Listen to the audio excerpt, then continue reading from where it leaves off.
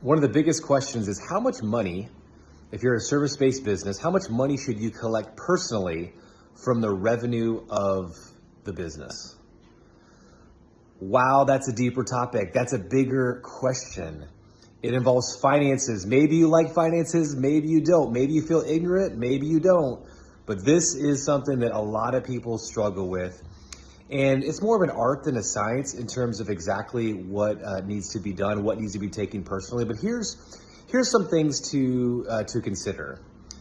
With any business, whether you're kind of have a day job and you're running it yourself as a service business, or it's a full-time business where that's what you do all the time, you really have to think, all right, what position am I representing for the company? What am I doing?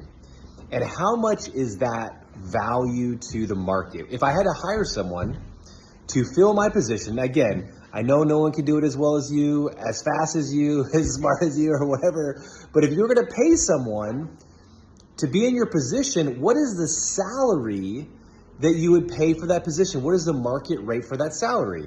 And so when you consider what should you pay yourself, that's a good starting point. Now, here's some things that happen. Some people aren't able to pay themselves a fair market wage of what you'd pay someone else. And if you're in that situation, then you have a problem with your business model. You're not doing things the right way, or maybe you're starting up, maybe you're new, that those things happen, but maybe you have to look at your margins. What are you charging? What are you buying your products and services for? What does the delivery look like? And so you have a deeper question if you're not able to pay yourself a fair market rate for the revenue that that's coming in.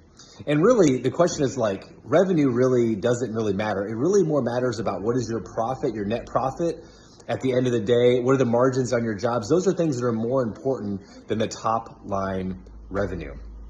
Okay, so what's the fair market rate? Now, all that being said, what I would recommend doing, and I'm not a CPA, this isn't a tax thing, this is just generally, I'm a coach that works with service-based businesses. I have a virtual assistant company where we serve service-based businesses in a major way. This is just my opinion on what makes sense from a business standpoint, not necessarily a tax standpoint. What I'd like to do is look at the fair market rate and pay yourself on the lower side of what the fair market rate would be. So if the fair market rate is $50,000 in the range from 40 to 60, give yourself 40. If the fair market rate is 100,000, but the range is 80 to 120, give yourself $80,000 a year. Break that down into pay yourself either bi-weekly or monthly or however you want to pay yourself. Pay yourself on the lower end. Then every quarter, based on the profit of your company, then you can give an owner distribution. You can pay yourself a bonus. So that way you have consistent income coming in, and then you bonus yourself based on the profit per quarter. It's a simple way to do it.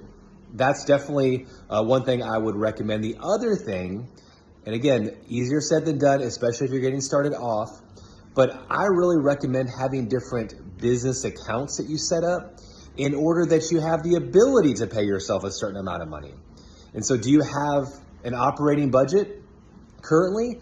Do you have an emergency fund currently? And so a lot of times what you have to do is you have to fill that coffer up a little bit.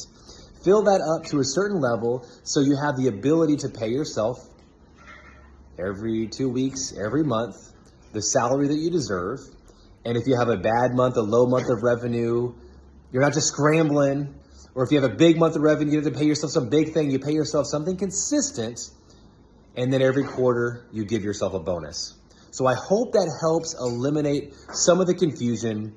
But a lot of times when I work on this with people, the problem is the model of the business sometimes has problems. So a lot of times we have to dig a little bit deeper than just that question. But if you're already making a lot of profit and you feel very strong, take that advice. And if you're not making the profit you want, reach out to us and we can kind of share ways on how to generate more profit, not just revenue, or increase your revenue while keeping your margins. All right, go ahead and take action on that and have fun. Pay yourself what you deserve.